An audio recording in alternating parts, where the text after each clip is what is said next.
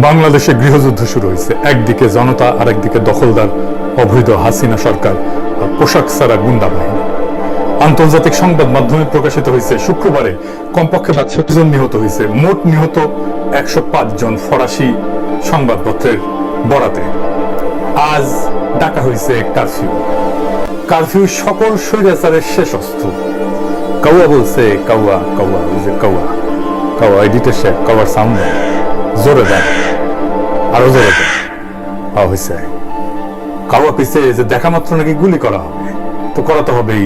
এরশাদ পরার আগেও কারফিউ জারি করেছিল, আমি তখন ছাত্র ছিলাম, ওই আন্দোলনের একজন নেতা ছিলাম ছোটখাটো। তো কারফিউ ভেঙ্গেই আমরা রাজপথে নামছিলাম। আমি নামতে পারিনি কারণ আমাকে মাইরে সুতাই দিছিল, আমার পাটা ভেঙে দিছিল। আমি তখন পলে বেড়াচ্ছি, বাট আমার সহযোদ্ধারা রাস্তায় নামছিল। কারফিউ হইতেছে শেষ পদক্ষেপ, আর কারফিউ ভাঙা হইতেছে সরকারের পতন। ওই কারফিউ ভাঙলেই সরকারের পতন হয়। বাংলাদেশের সব আর্মিও যদি কারফিউ এনফোর্স করতে নামে, তাইলে এক এক শহরে ৫০০-র বেশি আর্মি নিতে পারবে না। আমরা এক এক শহরে ৫ লক্ষ লোক নামাইতে পারবো। আমার উপদেশ দেওয়া মানায় না। বাংলাদেশের তরুণেরা আমাদের প্রজন্মের চাইতে সাহসী, আর আমাদের প্রজন্মের চাইতে বীর। তারা এই কারফিউ মানবে না। সেনাবাহিনীর সদস্যদের কইতেছি, আপনাদের অফিসারেরা যখন ওই যে পিলখানায় অসহায়ভাবে মৃত্যুবরণ করতেছিল, আপনাদের ডেকেছিল, আপনাদের যাইতে দেওয়া হয় নাই। পিলখানার অফিসারদের সাহায্যে কি বেসামরিক প্রশাসন আসছিল? আসে নাই। পুলিশ এসেছিল? আসে নাই।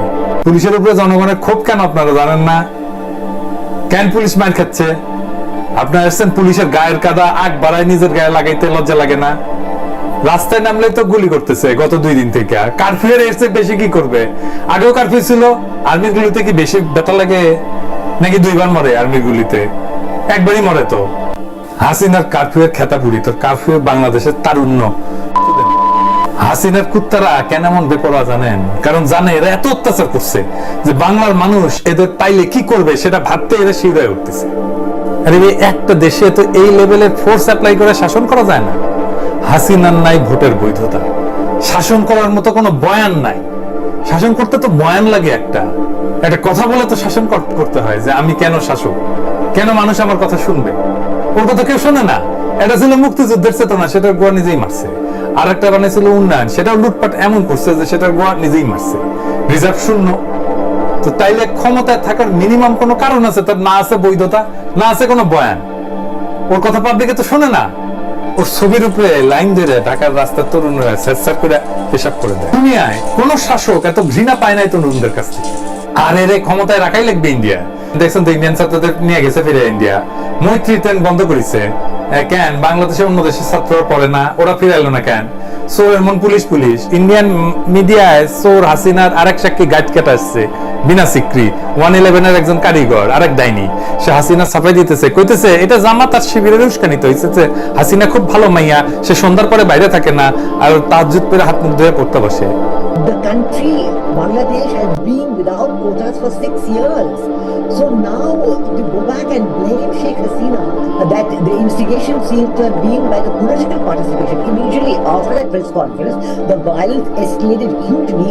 The estimation was that representatives of Shibir is the students' wing of the Jamaat-e-Islami, had probably entered the protest and were trying to take control of it. As a result of that, the students' wing of the Awami League, the Bangladesh Chhatra League, also entered the protest and were clashing with each other. A lot of the killings had taken place because of that.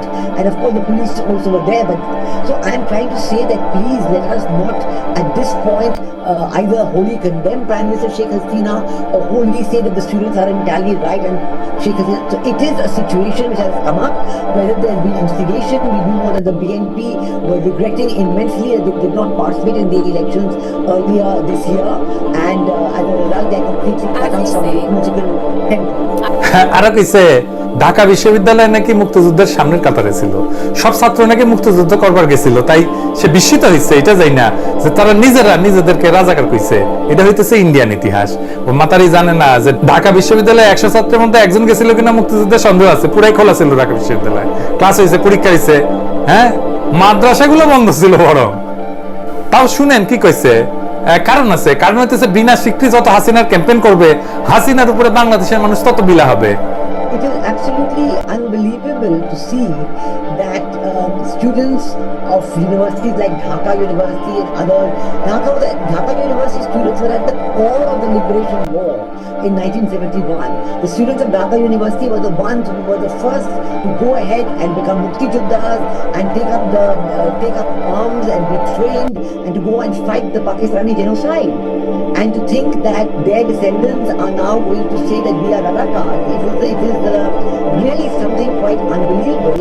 It looks much more as though they are being instigated to be so.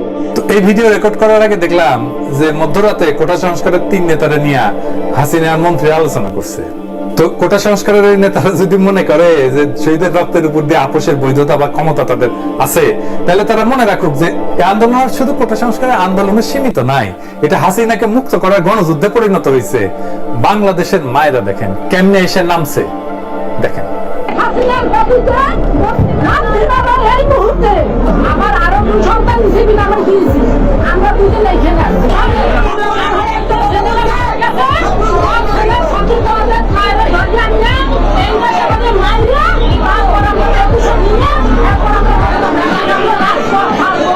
বাংলাদেশের ইতিহাসে বিশ্বাসঘাতক হিসেবে পরিচিত হইতে না চাইলে এই ধরনের কাজ থেকে তারা যেন বিরত থাকে। হাসিনার পদত্যাগ ছাড়া কেউ মাঠ ছাড়বে না। আর এই গণযুদ্ধ থামানোর ক্ষমতা কোটা সংস্কার আন্দোলনের নেতাদের নাই, বিপ্লব থামানোর সাধ্য কারো নাই। ফাইনালি পুলিশ, বিজিবি আর আর্মিকে বলি,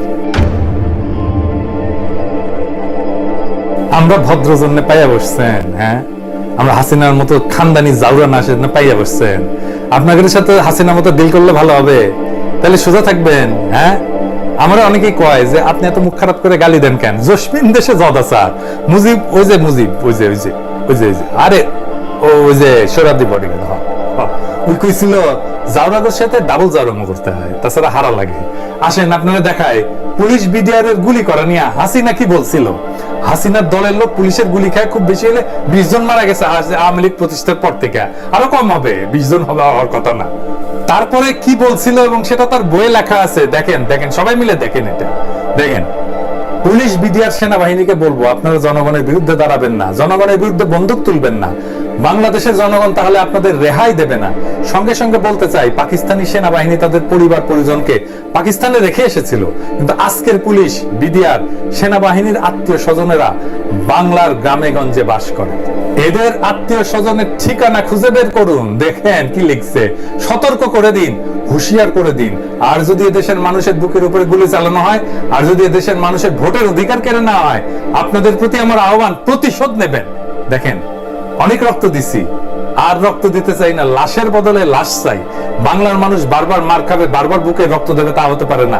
আবেদন থাকলো, যার যা আছে তাই নিয়ে প্রস্তুত হন, স্বৈরাচারের দালালদের উপযুক্ত শাস্তি দিয়ে দেবেন। এই ভাষায় কথা বললে ভালো হইতো। হ্যাঁ,